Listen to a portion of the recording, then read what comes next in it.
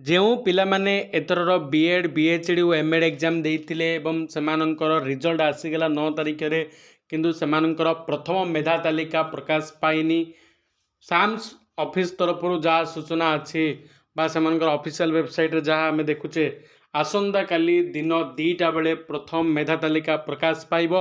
ତେଣୁ ଯେଉଁମାନଙ୍କର ମାର୍କ କମ୍ ଅଛି ସେମାନେ ଭିଡ଼ିଓଟିକୁ ନିହାତି ଶେଷ ପର୍ଯ୍ୟନ୍ତ ଦେଖନ୍ତୁ ଏବଂ ସେମାନେ କ'ଣ କଲେ ସେମାନଙ୍କର मेरिट लिस्ट ना आसो से विषय मुझे वीडियो डिटेल्स कहि। तेणु वीडियो को निहाती शेष पर्यंत देखूँ और चैनल को प्रथम थर आसते चैनल को निहाती सब्सक्राइब करके पाखे बेल आइकन को प्रेस कर दिंतु। देखो एथर कट ऑफ मार्क बहुत अधिक जीव कारण क्वेश्चन लेवल बहुत इजी थिला।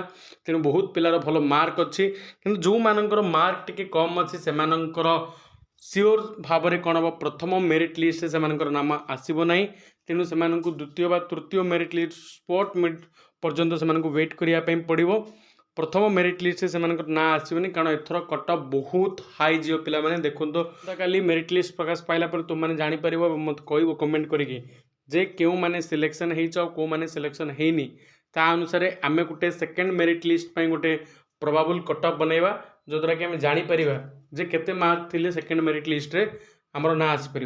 आमर गोटे टेलीग्राम ग्रुप अच्छी सेठारे तुम चाहिए जॉइन हो पार एवं सेठारे तुम मार्क केते आसी और तुम सिलेक्शन होती ना वीडियो कमेंट सेक्शन भी कमेंट कर टेलीग्राम ग्रुप रे कमेंट करके जन पार।